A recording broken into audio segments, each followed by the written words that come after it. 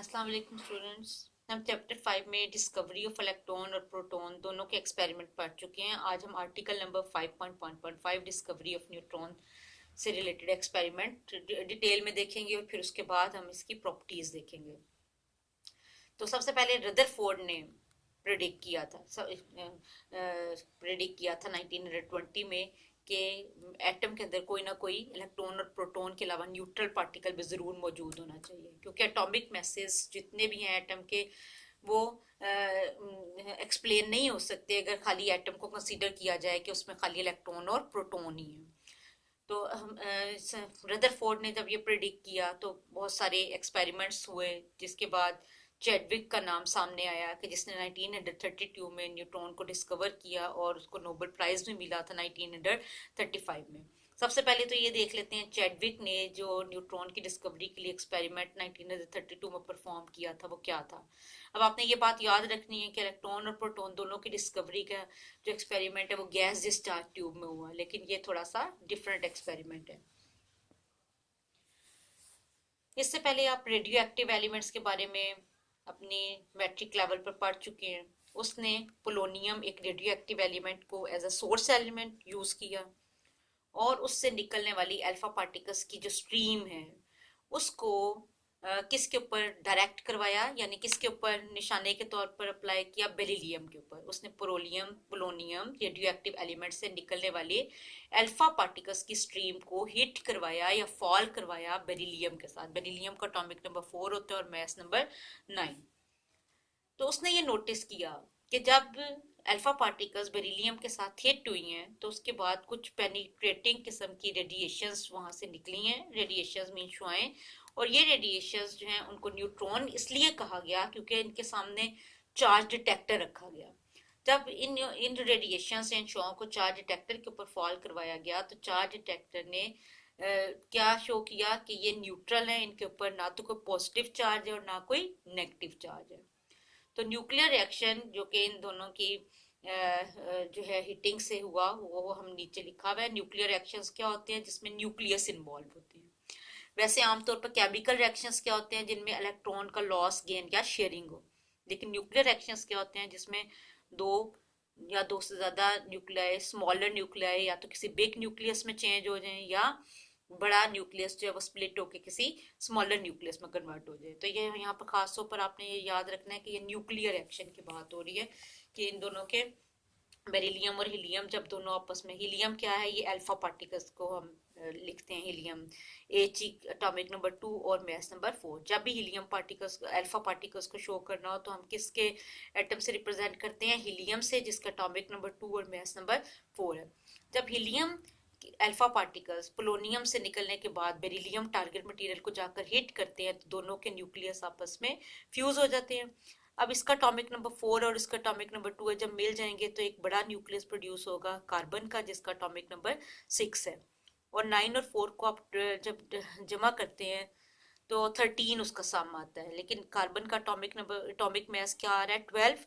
जो एक जो है आपको डिजिट जो है उसमें जो डिफरेंस नजर आ रहा है, यानी 9 और 4 का सम 13 होना चाहिए था, वो 12 होने के बाद जो एक्स्ट्रा पार्टिकल निकला है वो न्यूट्रॉन की फॉर्म में निकला है, जिसको हम न्यूट्रॉन का नाम देते हैं। इसको न्यूट्रॉन क्यों कहा गया, अभी मैंने बताया था कि रेडिएशंस को न्यूट्रॉन्स कह दिया गया क्योंकि चार्ज डिटेक्टर पर इन्होंने अपने आप को क्या शो किया, न्यूट्रल। ये नीचे डायग्राम आपके सामने शो की गई है इसके एक्सपेरिमेंट की, वो आप देख लेंगे। ये वही जो ऊपर न्यूक्लियर रिएक्शन समझाया गया है उसी की डायग्राम है। ये एक ब्लॉक है लेड का बना हुआ। रेडियो एक्टिव एलिमेंट्स की जो रेडिएशंस होती हैं उन वो काफ़ी डेंजरस होती हैं, इस वजह से उनको हमेशा किस में स्टोर कर दिया जाता है, लेड के बने हुए ब्लॉक में, डब्बे में। तो यहाँ पर इस पोलोनियम मेटल को लेड ब्लॉक में रखा गया है और इससे निकलने वाली ये आपको नजर आ रही होंगी हीलियम पार्टिकल्स या अल्फा पार्टिकल्स, एक ही चीज को कहते हैं।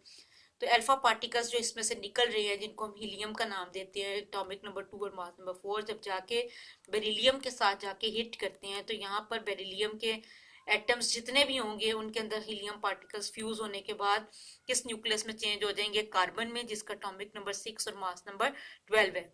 जो एक्स्ट्रा पार्टिकल न्यूट्रॉन है वो रेडिएशंस की फॉर्म में डिटेक्टर के ऊपर क्या अपने आप को शो करेगा, न्यूट्रल।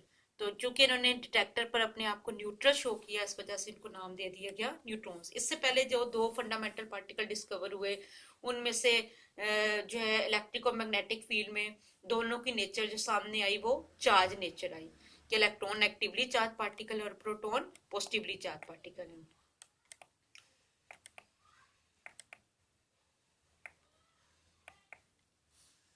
अब हम देख लेंगे कि इनकी जो प्रॉपर्टीज है न्यूट्रॉन की वो क्या क्या है। Number 1, free neutron. जब एक दफा फ्री न्यूट्रॉन किसको कहते हैं, जो न्यूक्लियस से निकल चुका होता है। फ्री न्यूट्रॉन डिके का मतलब हो जाता है ब्रेकअप हो जाना।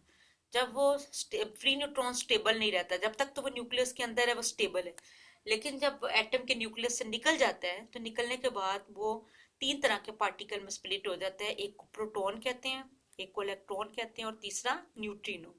प्रोटॉन के ऊपर चार्ज +1 और इसका रिलेटिव एटॉमिक मास 1 है।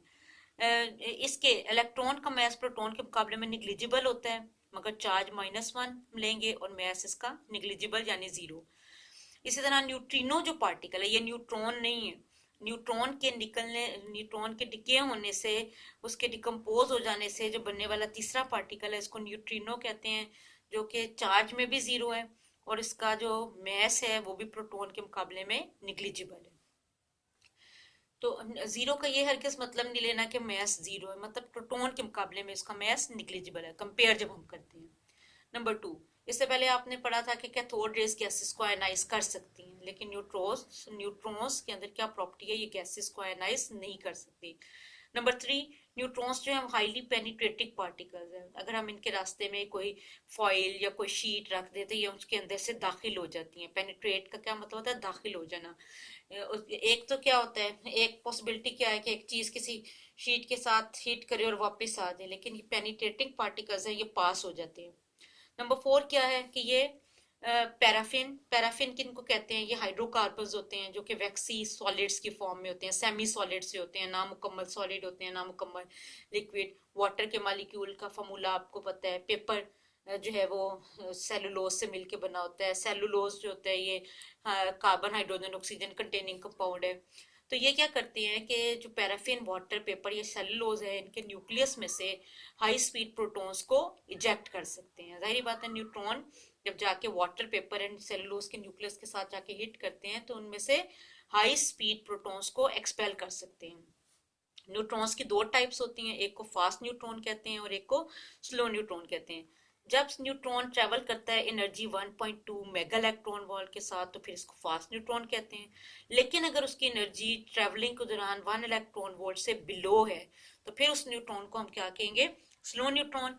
और फास्ट हो या स्लो न्यूट्रॉन दोनों न्यूक्लियर एक्शन कैरी आउट करवा सकते हैं, लेकिन जो स्लो न्यूट्रॉन्स हैं ये ज्यादातर मोर इफेक्टिव माने जाते हैं then the fast ones for the fission process. Fission क्या होता है कि न्यूट्रॉन्स का न्यूक्लियस के साथ हिट करना, और फिजन मींस ब्रेकिंग के अमल को कहते हैं कि न्यूट्रॉन्स से न्यूक्लियर एक्शन कैरी आउट करवाए जा सकते हैं।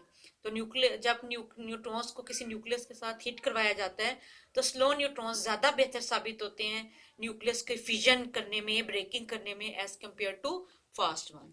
उसके बाद छठी प्रॉपर्टी की तरफ आते हैं कि जब हम न्यूट्रॉन्स को यूज करते हैं एज प्रोजेक्टाइल्स तो ये क्या कर सकते हैं, न्यूक्लियर एक्शंस कैरी आउट करवा सकते हैं। जब भी एक फास्ट न्यूट्रॉन किसी एटम के साथ हिट करता है, जैसे कि नाइट्रोजन की एग्जांपल दी हुई है इन्होंने कि फास्ट न्यूट्रॉन है, ये फास्ट न्यूट्रॉन की क्या निशानी है, वो 1.2 मेगा इलेक्ट्रॉन वोल्ट की स्पीड के साथ ट्रेवल करेगा। अगर एक फास्ट न्यूट्रॉन किसी एटम के न्यूक्लियस को जाके हिट कर देता है तो वो फिजन उसकी हो जाती है, और फिजन के नतीजे में क्या होता है, एक बड़ा न्यूक्लियस किसी स्मॉल में चेंज हो जाता है और इस फिजन के दौरान अल्फा पार्टिकल्स बीच में से निकल जाते हैं।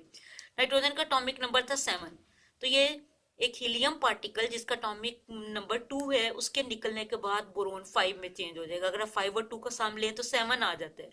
तो फास्ट न्यूट्रॉन ने एक बड़े न्यूक्लियस की फिजन करवाई। कैसे फिजन करवाई, उसमें से अल्फा पार्टिकल्स को बाहर इमिट करवा दिया और उसको उससे छोटे न्यूक्लियस में चेंज करवा दिया, बोरोन, जिसका एटॉमिक नंबर 5 है। अब ये न्यूट्रॉन जब फिजन करवा देगा नाइट्रोजन की 14 से तो वो उसका जो मैस नंबर है वो 11 के इक्वल हो जाएगा और हीलियम का जो मैस नंबर है 4।